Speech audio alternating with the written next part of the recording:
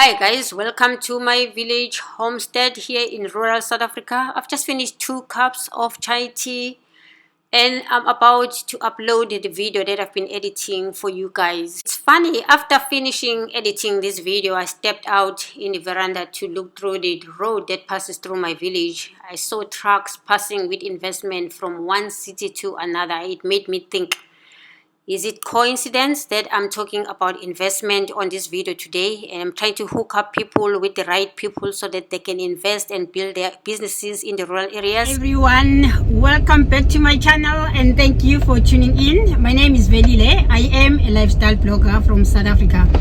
If you're new on this channel, you are very much welcome. And please do not forget to subscribe, like, share, and comment on this video. Thank you guys for tuning in. Today I'm giving you another beautiful video. Please make sure that you do subscribe. To those who are new on this channel we talk about everything beautiful about South Africa, especially the rural areas of South Africa. We showcase the beautiful rural areas of South Africa. We showcase the houses that people have built in the rural areas post-apartheid.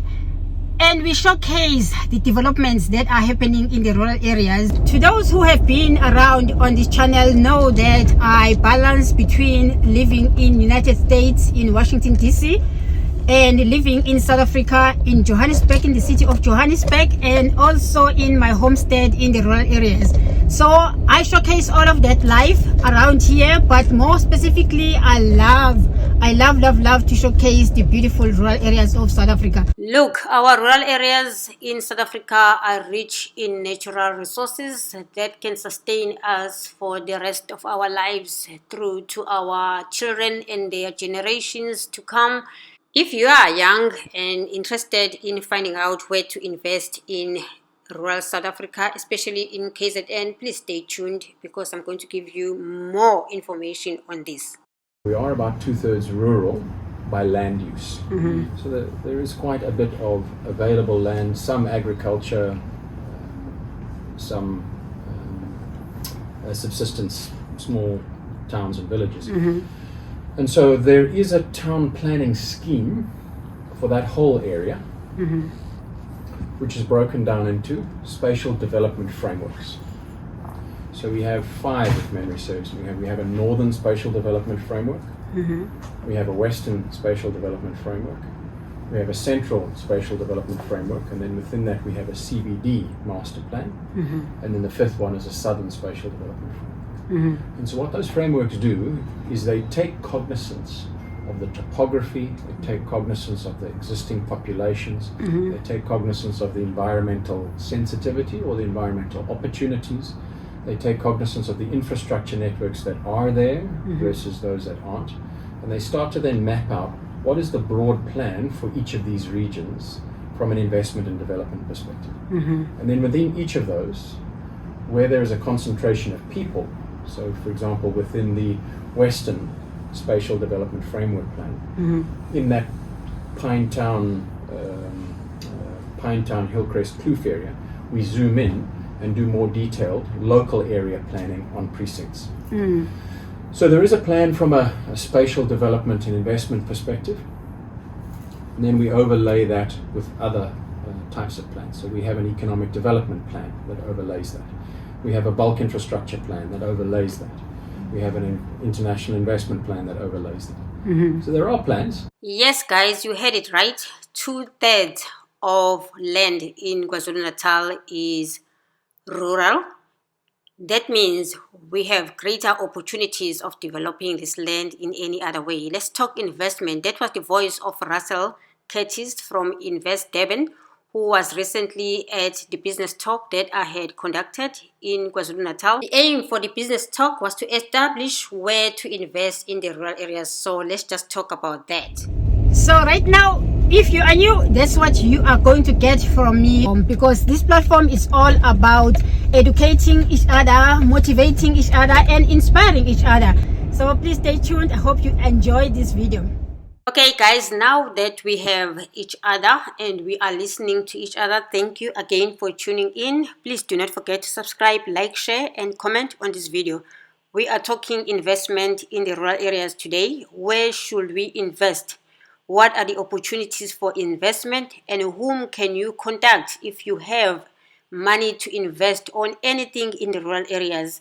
There are so many big companies that are representing a lot of small businesses, even larger scale businesses that can prosper in the rural areas. And I'm going to be introducing you to one of those companies that help especially Black South Africans, as well as those who are interested, even coming from outside of South Africa, to invest in South Africa. On one of my previous videos where I introduced what went on at the Business Talk in Durban, where I took investors from outside of South Africa who are looking at investing in South Africa as a whole, including the rural areas, I picked up a lot of information and I thought it will be useful for you guys. I thought it will be useful because it is also delivered by the person who is passionate about building up small businesses into large-scale businesses, helping people to develop their business, starting and establishing their businesses. So let's hear from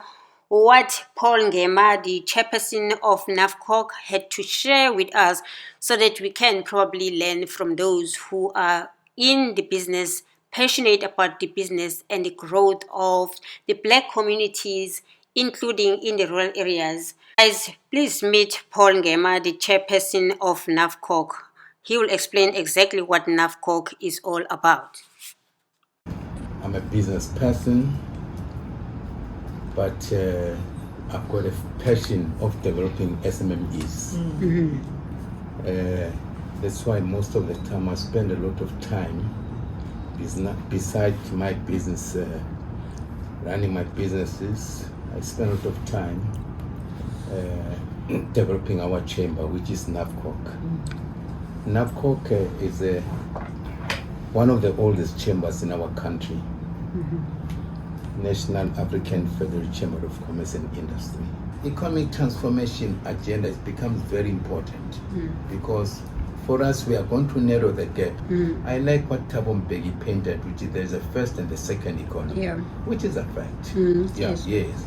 And that gap from where I stand keeps on widening up. Okay. We need to be on the same wavelength really to achieve economic transformation. Let's talk about agriculture. Just for agriculture.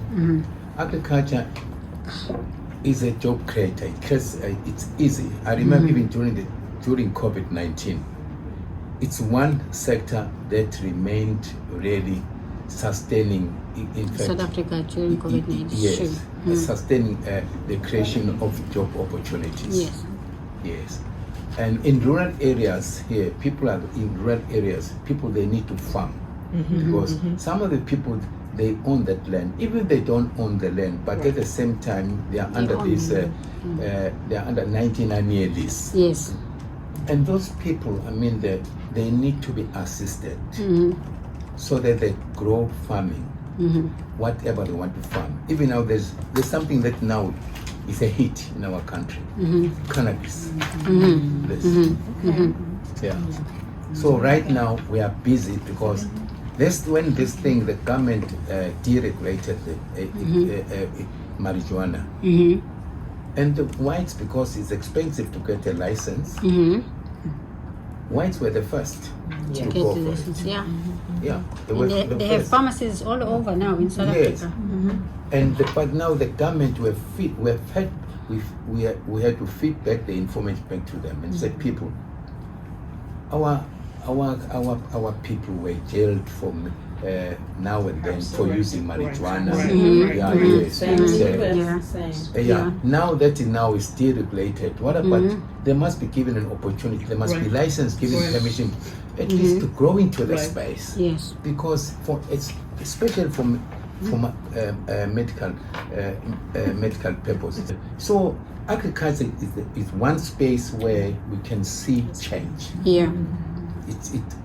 And we call those people. I can count. I've got about almost 300 women. 300 women that they want to come to NAFCOC because now they feel that if they are with NAFCOC, we can always open opportunities for them. Yes. And through marijuana, Yeah. we've got one guy, we have identified 2 people who do a license for them. One of our members is in Cape Town today for that expo that is taking place in Cape Town. Okay, yes, and he's attending there because we've already started looking for farms. We are busy buying farms. There we could invest the money, buying the farms to grow marijuana. It's a good then for export purposes. Okay. So we're not talking about marijuana. There's one that you call it indot, the male marijuana. Okay. The one who calls male marijuana. I'll tell you the one who call it female marijuana. We are talking about female here. The one only for medicinal purposes, not that one for smoking. That's the one we are talking about. That it's better we invest in it. We call it a CBD. We are only concerned about the CBD. What we want to grow for health purposes is a CBD one, which is good, not without chemicals. We're talking about. There are many other things we can invest in to help people really to make a mark in commercial farming. But I wanted to move fast into property. See, property, that's where we need some partnership in property. Big time. Because property is capital intensive. Because most people are coming to our country, they're not interested in these beautiful 5-star hotels. They want to see where the indigenous people are. You understand? You don't see that in Bali. I live there. Okay, you don't see that. So we want this way, but we need capital investment. You understand? You invest in property in South Africa, we are not going to look back. So now this way, I mean, there are so many. I can cite so many developments that are there where we really need them in partnership, especially in property. That's why if you can consider for those 2 for now, let's forget about mining. That's good. That's good. But for those 2, if you can just focus on property development, where the majority of Black people are excluded, as well as farming, really, we'll be very happy. Absolutely, I agree. At some point, this may sound like a broken record, but it is true. We need to invest in the rural areas and focus on agriculture as well as property development. We need to build infrastructure that is Black-owned in the rural areas, especially in the rural areas where Black South Africans are concentrated, where we do own land, which is our ancestral land. I cannot emphasize that enough. To those young South Africans who are without jobs but very educated, who are looking at building their own businesses, I think you have to look at investing in stokvels that are of great use. Start stokvels that are going to combine you as the youth so that you can be able to put money together and invest in something that is tangible, whether in property or in agriculture. I am going to leave the details of NEFCOC on this video just towards the end of the video. Please just check it out, and please do contact them if you want somebody who's going to be a better conduit in you realizing your dream in investing in South Africa, where we have lots of natural resources, plenty of space for us to utilize and do business, especially in the rural areas. We have built the beautiful homes. Now it's time to start building businesses that are owned by us so that our children can be left with a legacy that will last for a long time. Here is the information about NAFCOC. If you want to contact them, please screenshot, especially the most important part, which is the contact details. Do contact them and realize your dreams of becoming an entrepreneur in South Africa, especially growing your business in the rural areas and creating employment for others. Thank you guys for tuning in. I hope you enjoyed this video. Again, please do not forget to subscribe, like, share, and comment on this video. Until the next video, bye-bye.